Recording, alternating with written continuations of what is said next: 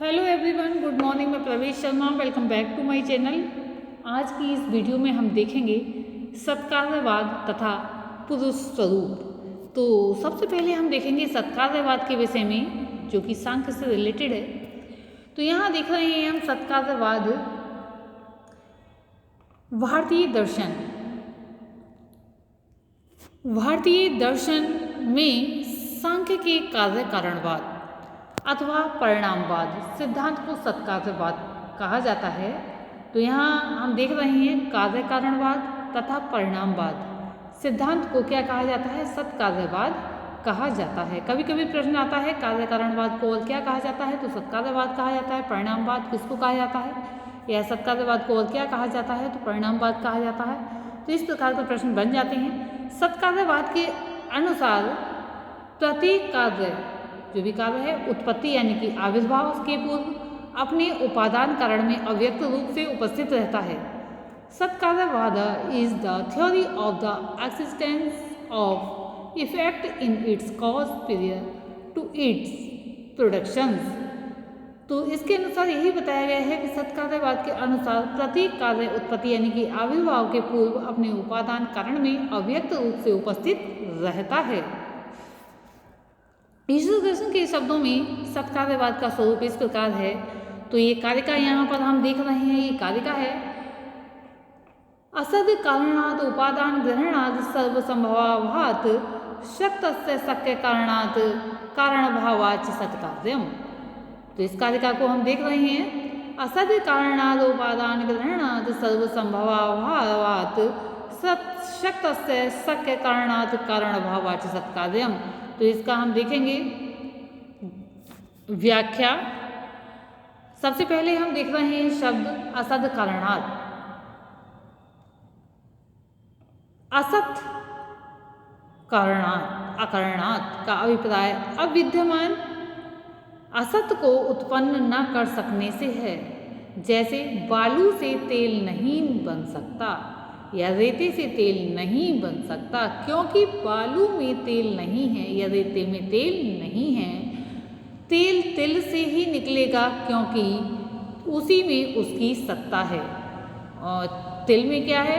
तेल पहले से ही विद्यमान है, उसकी सत्ता विद्यमान है या सत्ता है, अतः तिल से ही तेल निकलेगा, बालू से तेल नहीं निकलेगा। अब हम यहाँ पर देख रहे हैं उपादान ग्रहणात्, अर्थात कार्य विशेष के लिए कारण विशेष को ही ग्रहण करने से। जैसे पट के लिए तंतु का ही ग्रहण होता है, मिट्टी का नहीं। तंतु से ही पट तैयार किया जाता है, यहाँ बताया है। अर्थात कार्य विशेष के लिए कारण विशेष को ही ग्रहण करने से है। जैसे पट के लिए तंतु का ही ग्रहण होता है, मिट्टी का ग्रहण नहीं किया जाता है। इसके लिए कहा गया है उपादान ग्रहणात्। अब हम देखेंगे नेक्स्ट पॉइंट, सर्वसंभवाभात सभी कारणों से सब कार्यों की सिद्धि न होने से। जैसे चांदी से सोने के आभूषण नहीं बन सकते हैं, असंभव हैं, उसी प्रकार बंध्या से पुत्रोत्पत्ति असंभव है, उससे पुत्रोत्पत्ति नहीं हो सकती। अतः कहा गया है सर्वसंभवाभावात्।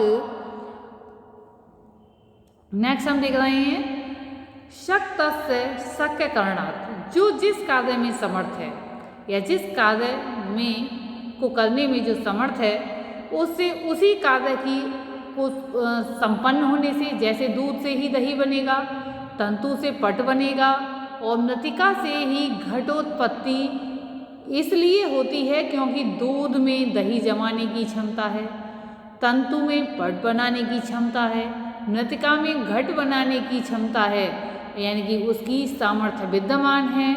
इसीलिए कहा गया है शक्तस्य शक्य कारणात्। अब देखेंगे हम आगे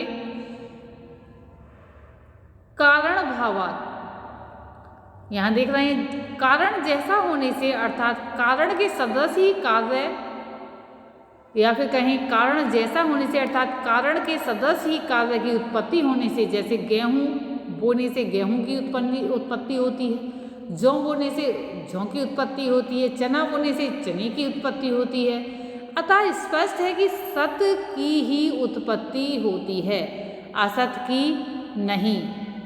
अर्थात उत्पत्ति आविर्भाव के पूर्व कार्य की सत्ता यानी कि कारण में विद्यमान होती है, यही सत्कार्यवाद कहा जाता है। अब हम सत्कार्यवाद के बारे में जानने के बाद अब हम देखेंगे पुरुष स्वरूप। सांख्य दर्शन के अनुसार पुरुष स्वरूप यहाँ पर हम देख रहे हैं। सांख्य दर्शन में मुख्य रूप से दो ही तत्वों को स्वीकार किया गया है। कौन कौन से तत्व हैं? दो ही, प्रकृति और पुरुष। इन दो तत्वों को मुख्य रूप से जो है स्वीकार किया गया है। इनमें पुरुष चेतन का स्वरूप प्रकृति के स्वरूप वाला भी है तथा उससे भिन्न भी है। क्या बताया? इसमें पुरुष जो है चेतन है और उसका स्वरूप प्रकृति के स्वरूप वाला भी है और उससे भिन्न भी है, जैसा कि सांख्य कारिका में कहा गया है। हेतु मद नित्यम व्यापी ही सक्रिय मनेक माश्रितम लिंगम सावयवम परतंत्रम व्यक्तम विपरीत मव्यक्तम त्रिगुणम विवेक विषय सामान्यम चेतनम प्रसवधर्मी व्यक्तम तथा प्रधानम तद विपरीत स्थिता च पुमान। यहाँ पर जो 11वीं कारिका है में वर्णित पुरुष जो है प्रकृति के स्वरूप से भिन्न, त्रिगुणातीत, विवेकी, अविषय, असामान्य, चेतन तथा अप्रसवधर्मी क्या बताया गया है। यहाँ पर जो अभी कारिकाएं दो थी हमारे सामने यहाँ पर, तो जो 10वीं कारिका थी और 11वीं, तो इस 11वीं कारिका में वर्णित पुरुष प्रकृति के स्वरूप से भिन्न क्या है? त्रिगुणातीत, विवेकी, अविषय, असामान्य, चेतन तथा अप्रसवधर्मी। तथा 10वीं कारिका में कथित प्रकृति के स्वरूप वाला, अहेतुमत, नित्य, व्यापी, निष्क्रिय, एक, अनाश्रित, अलिंग, निरवयव और स्वतंत्र है। इसी को तद विपरीत स्थिता च पुमान कहा गया है। जो ये शब्द आए हैं तो इसी को जो है तद विपरीत स्थिता च पुमान कहा गया है। जैसा कि यहाँ बताया गया, त्रिगुणातीत, विवेकी, अविषय, असामान्य, चेतन तथा अप्रसवधर्मी बताया गया है। किसके लिए? पुरुष के लिए प्रकृति के स्वरूप से भिन्न है। और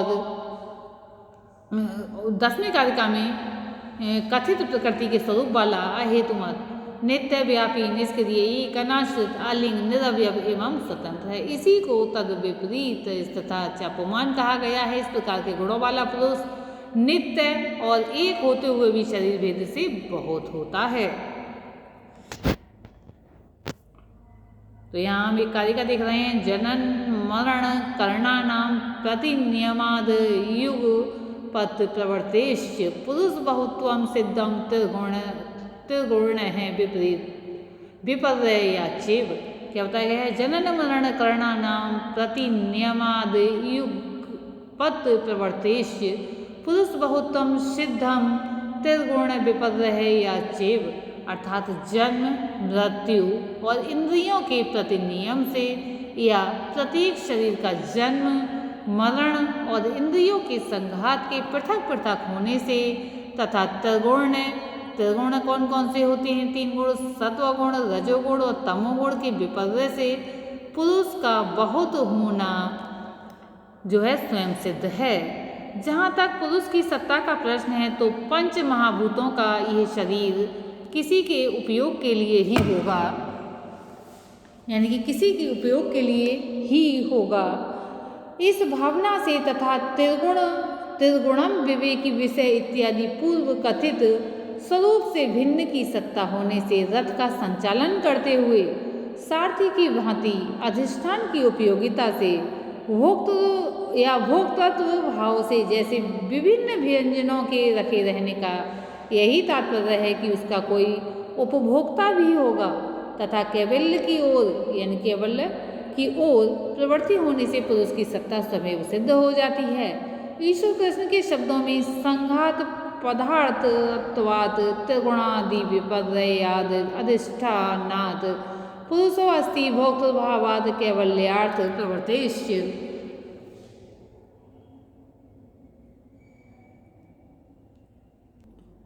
अतः पुरुष की सत्ता जो है स्वयं ही सिद्ध हो जाती है। तो यहाँ पर हमने देखा आज सत्कार्यवाद तथा पुरुष स्वरूप। आज की इस वीडियो में इतना ही। धन्यवाद।